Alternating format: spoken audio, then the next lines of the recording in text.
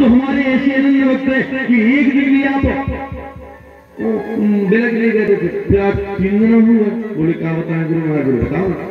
बोले गुरुदेव आपके शिष्य की शादी पक्की हो गई, आपके शिष्य की शादी पक्की हो गई। कोई बात नहीं, हमसे गए। महाराज ने कह दिया हमसे गए, फिर पहुंचे। पर दूसरी कथा में फिर लेट हो गया।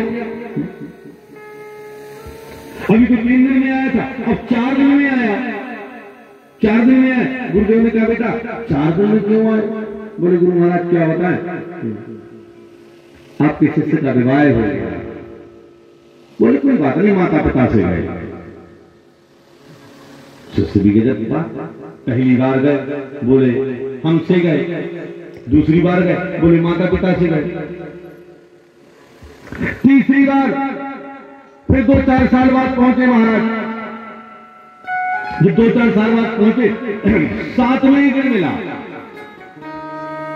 पूरे 7वें दिन कथा सुनाते सुनाते निकल गए। 7वें दिन चेला आया और गुरु महाराज ने कहा क्यों बेटा आज की रात तो हद ही कर दिया आपने। बोले क्या बताएं गुरु महाराज, आपके यहाँ नाती जो हो गया। अच्छा कितना बड़ा हो गया? अरे बोले छोटा सा 4-5 साल का, तो पढ़ा स्कूल ले जाना पड़ता, वहां से लेते। अच्छी कोई बात नहीं, अपने आप से गए।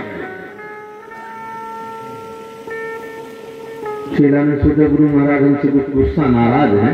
बोले गुरु जी ये कैसी लीला आपकी, हम समझ नहीं पा रहे। पहली बार आपने कहा हमसे गए, दूसरी बार कहा माता पिता से गए, और अब तो हद भी कर दिया आपने, कह दिया अपने आप से गए। बोले हाँ बेटा सही बात है। बोले क्यों? बोले ऐसे नहीं समझा सकते। वैसे कोई गलत बात नहीं है, ये तो आश्रम है, दोनों आश्रम है, एक गृहस्थ आश्रम एक व्रत आश्रम। और हम लोग ठहरे भैया व्रत कहने के लिए गृहस्थ पर व्रत है। जैसे अपन को जाना हो तो हर जगह जहाँ बड़ी सिटी पड़ जाती है उनके बाजू से बाईपास बनेगा, बाईपास ही बनेगा। अब बाईपास से चले कोई दिक्कत नहीं, क्या दिक्कत?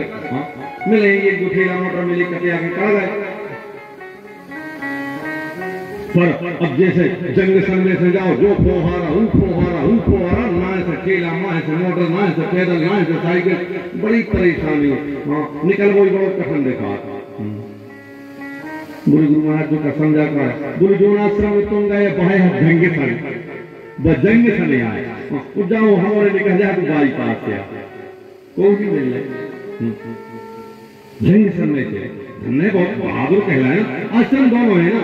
अब यहाँ से चले, साइकिल हुई बचाओ में, पेड़ों भी बचाओ में, मोटरसाइकिल भी बचाओ में, मोटर भी बचाओ में, पैदल यात्री भी बचाओ में। कभी की यात्रा एक चले जाते, उनको रोक को नहीं, हमको नेचे मुन करके नहीं ने जी टकराने से बड़े गधे हो, कह दिए बड़े गधे हो। ऐसे चल चल कैसे एक देर गधे में टकरा गए। बोले आप तो आप भाई, आपसे क्या कर, आप तो आते हैं। चले जा रहे थे, ऊपर से एक नेपाल की पीक टूट गई, मुड़ई फेंकी नहीं, वृंदावन बिहार बोले क्यों भाई देख के नहीं सूझ सकते थे? अरे बोले क्या आप नहीं देख के चल सकते थे? बोले ये अच्छा हुआ नहीं देख रहे थे ऊपर, न सिर का स्थान नहीं हो तो हम वहीं पर गिरता। तो तमाम समस्याएं, इन सारी समस्याओं का एक समाधान है, कर्म रूपी बस में बैठ करके, कर्म रूपी बस में बैठ करके भजन रूपी टिकट को ले लो, भगवान के भजन रूपी टिकट को ले लो, कर्म रूपी बस में बैठ जाओ। जो कुछ होगा ड्राइवर आप देखेगा, अपना बाजू वाले चलने वाले को देखना, ना आगे वाले ना पीछे वाले, ना ऊपर से कौन ठीक छूट रहा क्या करना, कुछ नहीं देखना है। इसलिए वो राम नाम रूपी जिसने शस्त्र हाथ में ले लिया वह जीवन में सब कुछ प्राप्त कर सकता है। पर वो कहने लगा गुरु जी हमें इस बात का पता नहीं चल रहा, हमारे माता पिता बहुत प्रेम करते हैं, हमारी पत्नी भी बहुत प्रेम करती, अच्छा बहुत ज्यादा प्रेम करती। बोले हाँ। बोले चलो ठीक है, तो तुमने हमारे साथ कितने साल बिताए? बोले गुरु महाराज कम से कम 5 साल तो रहा हूँ। तो बोले 5 साल में तुमने क्या शिक्षा ली? बोले गुरु महाराज योग की भी शिक्षा ली, कर्म की भी शिक्षा ली, धर्म की भी शिक्षा ली। चलो योग की शिक्षा कहां तक ले ली? बोले महाराज किसी भी एक आसन पर हम कम से कम 5 घंटे बैठ सकते हैं, एक आसन पर। हाँ कोई भी काम करवा लो, एक एक आसन पर 5 घंटे तक हम रह सकते, ये आपकी कृपा से हमने सीख लिया। बोले सांस कितनी देर तक रोकोगे? बोले 5 घंटे। 5 घंटे सांस रुकी रहेगी, अंदर अंदर सांस चलती रहेगी, दूसरा देखने वाला कोई नहीं सिद्ध कर पाएगा कि मैं सांस ले रहा हूं। सांस बाकायदा चलेगी, सांस बाकायदा चलेगी, पर सांस के केंद्र अलग अलग कर दिए। 9 द्वार है ना, 9 द्वारों में से कहीं से भी हमारी सांस का आवागमन होता रहेगा, पर सामने वाला सिद्ध नहीं कर पाएगा कि मैं श्वास ले रहा हूँ। 5 घंटे तक मेरी क्रिया रहेगी। तो बोले गुरु महाराज इतने में ही काम बन गया। तेरे परिवार की परीक्षा लेना नहीं कि माता पिता कितना प्रेम करते? बोले हाँ। तो चल पीछे से मुझे बुला लेना। और जैसे ही वहां पहुंचे और ये जाके लेट गया एकदम घबराता हुआ कहने लगा, अरे राम मेरे लिए बहुत ज्यादा तकलीफ हो रही, मेरे गुरुदेव को बुलवा दो, अगर वो आशीर्वाद दे देंगे तो ठीक हो जाएगा। अब गुरुदेव के पास पहुंचे, गुरुदेव को लेके आया, तब तक यहाँ नाम सत्य हो गया। बोलो वृंदावन बिहारी लाल की।